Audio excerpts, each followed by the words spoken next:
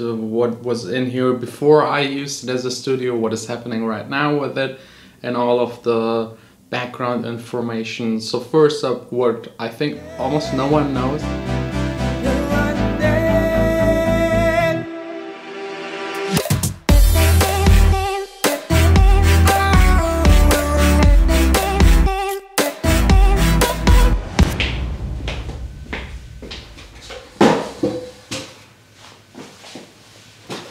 Good morning, guys. Yesterday was, yeah, you know, just way too many drinks. Today is definitely a hangover day, a hangover story day. I tried everything, eating pickles and taking a cold shower and just relaxing a little. It still doesn't really help. Still a little headache. But anyways, I will stay strong. If you can drink, you also have to learn and deal with the hangover. That's just the way it is. The older you get, the harder the hangover. So before doing the hangover story time and telling you something funny from my past, I have to survive this day. That's the most important. And it's challenging, like really challenging. The next 2-3 hours at IKEA, my favorite place in the world, with Vanessa, and my mom is also joining us. I mean, yes, I love seeing both of them and hanging out with them, but not maybe today on a Saturday with the hangover and IKEA. That's all, yeah, that's a lot of pressure. But now, without any further ado, let's just get past this IKEA thing.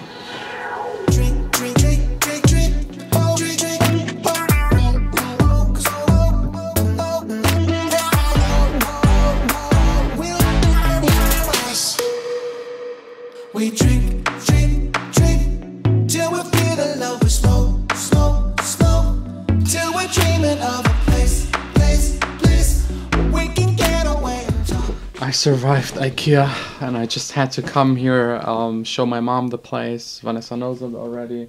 My mom actually also, but like everyone is interested in the progress. And yeah, this makes me feel good being here. I almost forgot that I spent 2 hours at IKEA on a Saturday. 2 girls. Hey. What? We found something. Nah, not really. Like, Which is good okay. for you. Yeah, we found a new bed, but nothing for the studio, unfortunately.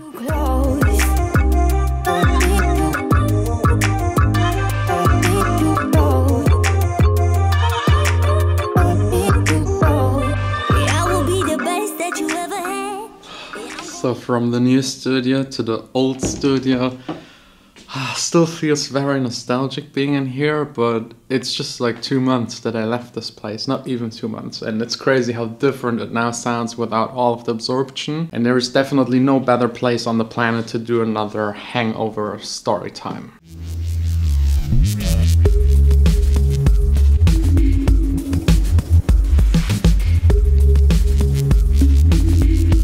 So yeah, let's just talk about this place, my old studio. How did I get it? What was in here before I used it as a studio? What is happening right now with it?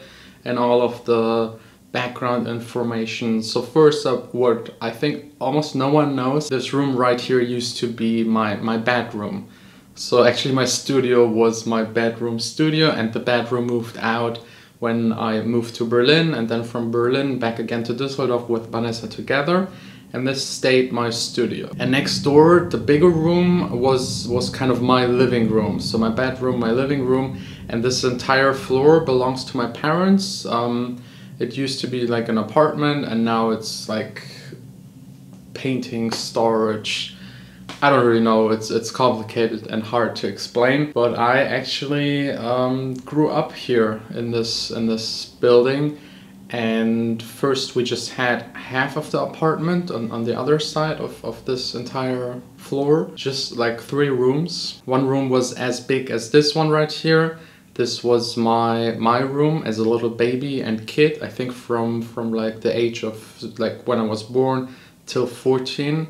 We just had those 3 rooms, and it was my room and also my dad's studio. Because back then my parents didn't have separate studios. They just used to work where they lived. Both parents artists, as you know, so my mom had her studio in the kitchen, and then there was my parents' bedroom, and there was no bathroom nothing like that. Like the bathtub was in the kitchen and the toilet was outside of the apartment. Like really weird, at least for European people, that's way below the standard. But with two parents being artists, which is hard, as you all know, being an artist and making money, it's almost impossible. And on top of that, my mom left Israel to come to Germany, which you might all understand isn't like the easiest. And my dad used to live in the east part of Germany and just escaped to the west with basically nothing. Like both of them, no money, no connections, no family, and they started up from the ground up, and that with making art. So we were quite poor. I, as a kid, didn't realize it. As a kid, you don't care about these kind of things. It started when I went to like elementary school, where people were like, hey, look at my house, look at my apartment, look at my place, at my parents, their car. We didn't even have a car until I was, I don't know, 10, 11. We walked everywhere and took the tram, and traveling far was really hard and annoying. But I think you can still manage, even with the little smallest amount you have, you can still make it work and have a fun time. I really enjoyed my childhood, especially because both my parents are self-employed, so they could, whenever it was necessary, just take a day off and take care of me. My dad spent a whole lot of time with me. I think I learned more from him than the entire duration of my entire school life, which was just bullshit. So I think it's important when parents have the time to spend time with the kids and raise them and teach them. But anyways, yeah, that's basically the story of this studio. It used to be my bedroom a long time ago, and before that just half of this floor in just 3 rooms with my parents, which is kind of insane when I think back of that.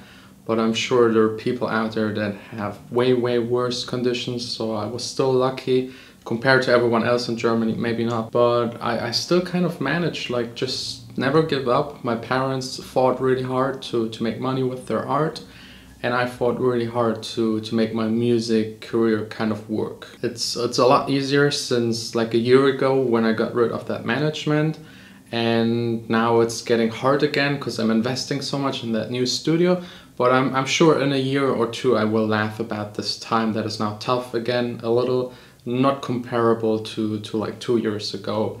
That was insane. Where I did this video where I said that I'm broke, it was really the toughest time of my life. I was so close to giving up making music. But I'm happy that I stayed strong, and I wish that you have the same strength. So if you ever think about giving up, just think about where I was 2 years ago. Just go back, watch some of my old vlogs, and compare them to now, and I think you can accomplish the same if you just work hard and spend every second thinking about how to advance, making music, making better music, connecting in the music business. Don't underestimate that point. And yeah, just be active, just go out, tell people what you're doing. If they know what you do, they will help you, or maybe an opportunity will arise because someone knows that you're a DJ or a producer and needs something produced, or DJ for a wedding or whatever. Just never ever stop making what you love, and never ever like get drowned in self-pity. I think that's the worst place you can go, because then you basically already gave up. No one likes someone that is in this kind of place. Just try to drag yourself out of it, concentrate on making music, and eventually things will happen in the right way that you deserve. And believe me, it will take way longer than you might think. I started in this room, or in the room next to it, producing music, and also in this room 15 years ago. Like my record players, I had once like a DJ desk standing right here, and all of my vinyl in here, and my record players. This was like 15, maybe even now 16 years ago. It's insane just thinking about it, but yeah. Don't give up, stay strong, and we will see us tomorrow again back for another vlog. And the DJ desk that used to be here, I will show it to you in a couple of videos. I'm thinking about building a new DJ desk for the new studio. Thanks a lot for spending your time with me. Have a great evening, day, or whatever time it is, wherever you live. And please never give up. You can make it.